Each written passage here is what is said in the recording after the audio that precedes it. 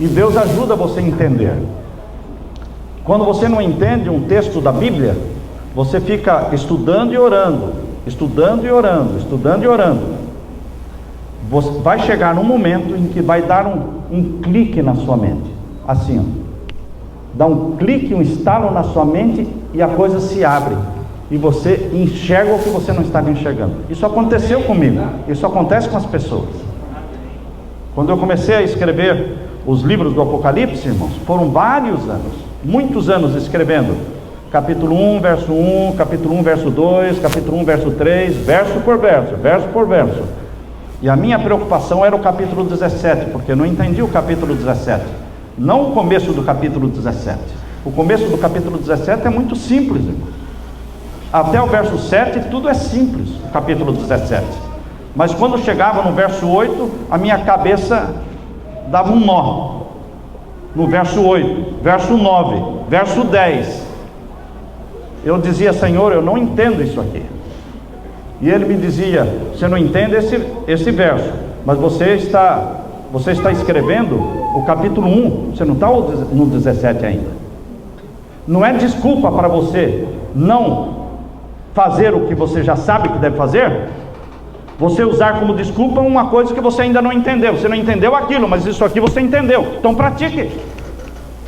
E quando você começa a praticar o que você entendeu, Deus vai preparando a sua mente para entender o que você não entendeu.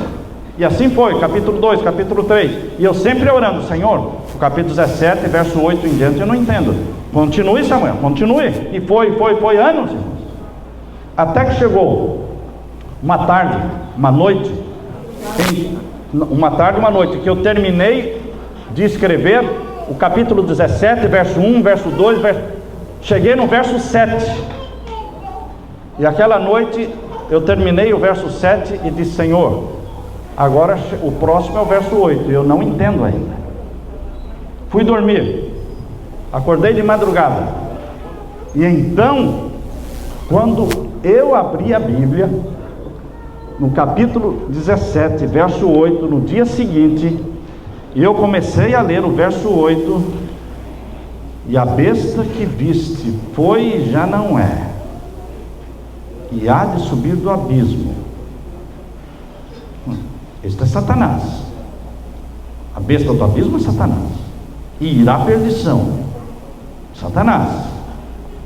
E os que habitam na terra, cujos nomes não estão escritos no livro da vida desde a fundação do mundo. Eu disse: eu parece que já li esse verso antes, em outro lugar. Parece que eu já li esse verso em outro lugar. Voltei para capítulo 13 e o verso 8, e li o verso 8 do capítulo 13: e adoraram-na todos os que habitam na terra, sobre a terra, esses cujos nomes não estão escritos no livro da vida do Cordeiro desde a fundação do mundo. João copiou aqui o capítulo 17, verso 8. Ele copiou essa última parte do verso 8, ele copiou do capítulo 13, verso 8. Mas aqui no capítulo 13, verso 8, está falando da besta que subiu do mar, poder papal. E aqui no capítulo 17, no começo do verso 8, está falando da besta que subiu do abismo. Mas no final do verso 8, é uma cópia do verso 8 do capítulo 13, que fala da besta que subiu do mar. Então aqui são duas bestas. Queridos, deu um estalo na minha mente assim, e eu comecei a sorrir, a rir. Falar: Senhor, como é que eu não percebia isso antes? São duas bestas. É a besta que subiu do abismo, que é o dragão que tem 7 cabeças e 10 chifres. E a besta que subiu do mar, que também tem 7 cabeças e 10 chifres. A que carrega tem 7 cabeças e 10 chifres, e a que está sendo carregada também tem 7 cabeças e 10 chifres. Só que aqui ela está sendo chamada de prostituta. Mas a prostituta daqui é a mesma besta que subiu do mar do capítulo 13. E o Senhor colocou as duas no verso 8. Mas primeiro apareceu a besta que subiu do abismo. Então o verso 9 começa falando da besta que subiu do abismo, igual o verso 8, começa falando de uma para depois falar da outra. A que fala primeiro é qual? A besta que subiu do abismo. A que fala em segundo lugar é a besta que subiu do mar. Essa é a sequência do verso 8. Esse é um mistério, irmãos. Por isso o verso 7, Deus disse: eu vou te falar agora, João, um mistério. Estão vendo o verso 7? Vejam o verso 7. E o anjo me disse: por que te admiras? Eu te direi o mistério da mulher. Eu vou te contar o mistério dessa prostituta. Ela é a besta que subiu do mar. Ela tem 7 cabeças e 10 chifres e um diabo.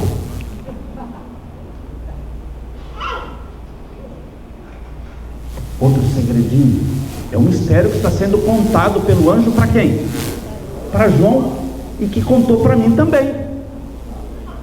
Porque eu estava há anos, não era dias e meses, eu estava há anos estudando e orando sobre isso. Quem busca, encontra. Quem pede, recebe. Eu não estava brincando com Deus, irmãos. Eu estava estudando a palavra de Deus. Então o anjo diz: agora, a partir do verso 9, eu vou começar a explicar, mas eu vou explicar respeitando a sequência. Primeiro a besta do abismo, depois a besta do mar. Por isso, as primeiras 7 cabeças que vão aparecer é da besta do abismo. E depois, as próximas 7 cabeças é da besta do mar. Então, presta atenção, verso 9. Aqui há sentido, tem sabedoria. As 7 cabeças, 7 cabeças do dragão. São 7 montes. 7 montes de Roma, irmãos. Só tem uma cidade no mundo que é chamada cidade dos 7 montes. Isso eu já sabia. Isso a própria Bíblia Católica Jerusalém, lá no rodapé, explica, diz, os 7 montes que estão aí são os montes de Roma. A própria Igreja Católica diz que os 7 montes aqui são os 7 montes de Roma, irmãos. Mas esses 7 montes de Roma estão sendo representados pelas 7 cabeças do dragão, não do papado. Não do papado. As 7 cabeças do dragão, que está carregando o papado, carregando a prostituta, representam os 7 montes. Na sequência agora, o verso 10 não vai falar do dragão, irmãos. Vai falar da besta que subiu do mar. É a sequência, é um mistério. E são também 7 reis. Então as 7 cabeças do dragão representam geograficamente a sede de Roma, a cidade dos 7 montes. E as 7 cabeças da besta que subiu do mar representam os reis que se assentam nesta sede. Reis de Roma. Não são da China, não, irmão. São reis de Roma. Porque o assunto aqui é Roma. Babilônia. Aqui não diz no verso 5, irmão. No verso 5 não diz: e na sua testa estava escrito o nome mistério, a grande Babilônia. Babilônia é um código que deve ser entendido por Roma. Se não tivesse sido escrito em código, o livro do Apocalipse não existiria hoje para você estudar, já teria sido destruído. Por isso foi escrito em código. Quando você lê Babilônia, entenda como sendo Roma. E tem gente que diz que não é Roma no capítulo 17, irmão. Mas que pode não ser Roma, se Babilônia é Roma. E as 7 cabeças do dragão indicam 7 montes de Roma. E as 7 cabeças da besta que subiu do mar indicam os 7 reis de Roma. É o contexto, tudo é Roma, irmãos. Está mostrando o mistério da grande Babilônia. É mistério, não é brincadeira não, irmãos. Não é a pessoa brincar de estudar a Bíblia, é estudar com jejum e oração, e disposto a pregar e colocar a cabeça para a guilhotina, irmãos. Porque quando você entende e prega, você coloca a sua cabeça na guilhotina. E Deus não dá entendimento para quem não está disposto a morrer por uma verdade que ele acredita. Deus só dá entendimento para quem estiver disposto a morrer por aquilo. tem um preço, irmãos. Conhecer a profecia custa alto. Custou para Jeremias, custou para Isaías, custou para Ellen White, custa para qualquer um. Não é só para mim, não. Para qualquer um que quiser entender e pregar, tem um risco, tem um alto preço. Por isso, queridos, eu não tenho dúvida de que aqui está falando dos 7 montes de Roma e de 7 reis de Roma. A partir de quando? A partir de quando? O final do verso 8, irmãos, diz: admirarão a besta que era. Quando é que a besta que subiu do mar, o papado, existiu e cumpriu o seu papel com soberania, com supremacia, durante a Idade Média, 1260 anos. E a besta era 1260 anos. Os reis da terra dependiam do Papa para serem coroados, irmãos. Ele coroava quem ele queria. Até que chegou um baixinho invocado, chamado Napoleão Bonaparte, e tomou a coroa da mão do Papa e disse: não, não precisa não, eu mesmo que coroa. E ele mesmo colocou a coroa na cabeça dele. E foi esse Napoleão Bonaparte que mandou prender quem? O Papa. 1798. Então, ali acabou o período em que a besta que subiu do mar, o papado, era. E agora vem a outra frase, irmãos. Já não é. De 1798 até 1929 foi um período em que não foi rei. O Papa não era rei, não. O Papa era só um líder religioso. Mas agora, no finalzinho do verso 8, diz: mas se virá. O papado voltou a ser rei em 1929. Voltou a ser rei.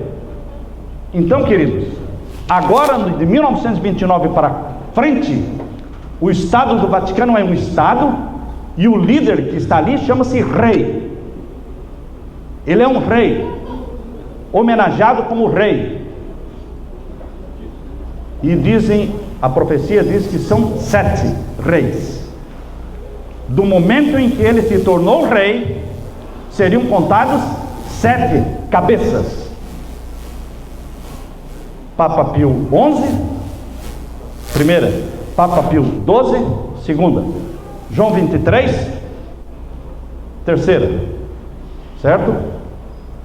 Pio XI, Pio XII, João 23. A quarta seria o quê? Papa Paulo VI. E a quinta seria João Paulo I. E a sexta seria João Paulo II, que durou 26 para 27 anos. E então a sétima foi Bento XVI, que durou um pouco de tempo e não morreu, renunciou e convidou outro para vir com ele. Vem cá, agora o negócio está difícil, nós precisamos ser 2 aqui, são 2 copilotos, porque agora o negócio, o vendaval é grande. Essa última fase, irmãos, do papado é complexa, porque é para acabar com o protestantismo, é para criar a nova ordem mundial, é para impor o decreto dominical. Por isso precisa de 2 copilotos ali. E se não forem 3, irmãos, porque se o Papa Francisco também renunciar, vocês vão ver 3 papas lá. Por que tanta gente, tanto Papa? Porque agora o negócio é guerra, agora é decreto de morte. Agora é o tempo da grande angústia, qual nunca houve. A profecia está aberta, irmãos. Se o Bento morrer e se o Papa Francisco morrer, morre a 7ª cabeça. Mas enquanto um dos dois estiver vivo, a 7ª cabeça está viva. E se o Papa Francisco renunciar, entra outro na 7ª cabeça ainda. Ela só acaba quando os 2 morrerem. A profecia está aberta, irmãos. E a gente tem que, em vez de ficar falando é ou não é, a gente tem que ficar orando e falando: ora vem, Senhor. Ora vem, Senhor. Venha logo, Senhor. Tem gente que está orando para que demore. Não, mais 5 papas, mais 10. Irmãos, você ama Jesus e quer ir para o céu, ou você está feliz nessa terra? não é nada de marcar data, irmãos, mas é dizer: cedo virá o meu Senhor. E só depois, irmãos, só depois que o decreto dominical sair, então vai aparecer na terra Satanás personificando Cristo. Após o fechamento da porta da graça, irmãos, é Satanás que vai estar na terra personificando Cristo, dizendo: eu sou o Cristo. Ele vai descartar o papado. Por isso a profecia diz que o papado vai ser morto, queimado, e vão comer a sua carne, porque agora é o anticristo, é ele, Satanás, andando na terra dizendo: eu sou o Cristo. Ele não precisa mais do papado. Satanás usa e depois mata. Usou Judas e matou. Ele descarta, ele não é amigo de ninguém. Mas você e eu, meu querido irmão, somos vitoriosos, diz o capítulo 17, e eu quero terminar com isso, irmãos. Capítulo 17, verso 14. Capítulo 17, verso 14, quero terminar com este verso. Estes combaterão contra o Cordeiro, e o Cordeiro os vencerá. Quando é que o Cordeiro perdeu, irmãos? Nunca. Combater contra o Cordeiro é um fracasso, porque ele não perde nunca. Ele é o vitorioso. E quando é que você vai ser fracassado? Só se você abandonar o Cordeiro, meu irmão. Você só será um fracassado, um derrotado, se você abandonar o Cordeiro. Porque se você estiver escondido no Cordeiro, abrigado debaixo das asas da rocha eterna, nosso abrigo, você nunca será um fracassado. Porque a vitória do Cordeiro é sua, é minha. Por isso diz aqui: estes combaterão contra o Cordeiro, e o Cordeiro os vencerá, porque é o Senhor dos senhores e o Rei dos reis.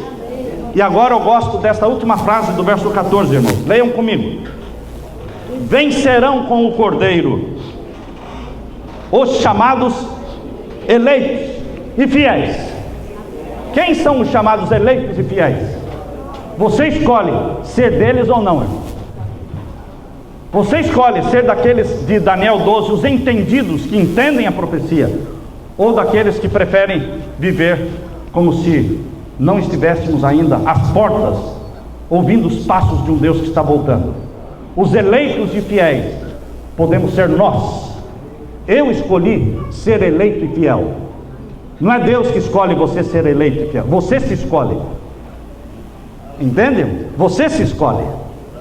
Deus já morreu, Jesus já morreu por você, mas você que escolhe abraçar Jesus. Eu termino dizendo que João, o discípulo amado, irmãos, é chamado de o discípulo amado. Mas ninguém chamava João de discípulo amado, não. Era ele que chamava ele mesmo de discípulo amado. Vocês sabiam disso? Leiam o Evangelho de João. É João que está escrevendo. E ele diz: e aquele outro discípulo, não é? O discípulo amado. Ele mesmo falando dele. E o outro que é o discípulo amado. Não era Jesus que falava na hora de dormir, assim, quando estavam dormindo debaixo das árvores? Não era Jesus que dizia: João, vem cá, deita aqui do meu lado, coloca. Não, Jesus não falava isso. Seria uma discriminação, irmão. Era João que se escolhia, irmãos. Era João que dizia: onde é que está Jesus deitado? Ali. Então, Pedro, sai daí, dá um ladinho aí, Pedro, tá? Dá um espaço. Poxa vida, tem tanto espaço, sim, mas eu quero ficar pertinho de Jesus. Tá bom, então deita aí. Deitava a cabeça no peito de Jesus. É o único, irmão. Mas ele escolheu fazer isso. Por isso ele disse: eu vou ser o discípulo amado. Você pode escolher, meu irmão, ser eleito e fiel. Você pode escolher ser santo do Altíssimo. É uma escolha sua. Ó, Jesus, escreve aqui na minha testa: santidade ao Senhor. É uma escolha, é uma súplica. Você pede, você clama, você chora por isso. Eu não quero dinheiro, eu não quero riqueza, eu não quero nada, irmão. Eu quero a tua santidade. Escreve aqui: santidade ao Senhor. Eu quero ser o discípulo amado de Itabuna. Eu quero ser o discípulo amado da minha igreja. Ó, quando Jesus voltar, Ele vai olhar para você nos olhos e falar: eu te conheço. Finalmente agora nós estamos aqui juntos. Queridos, vai ser tão lindo esse dia, receber o abraço de Jesus. Eu quero estar lá. Quantos querem estar lá? Quem querem ser eleitos e fiéis, amados do Senhor? Oremos ao Senhor. Pai querido, obrigado porque até aqui o Senhor nos conduziu. Amém. Nos sentimos como eleitos e amados, Pai. Amém. Não nos sentimos nem um pouco complexados, discriminados, não nos sentimos nem um pouco abandonados ou órfãos. Não, Senhor, nós nos sentimos privilegiados, entendidos, eleitos e fiéis e amados, porque em nome de Jesus escolhemos Jesus e queremos viver ou morrer por Jesus, Senhor. O Senhor é que sabe, se quiser que vivamos, viveremos por Jesus, se quiser que morramos, morreremos por Jesus, mas estaremos sempre com Jesus. Volte logo nos buscar e anota no livro da vida a decisão feita, as mãos levantadas para a glória do teu nome, em nome de Jesus. Amém, Senhor. Amém, Senhor.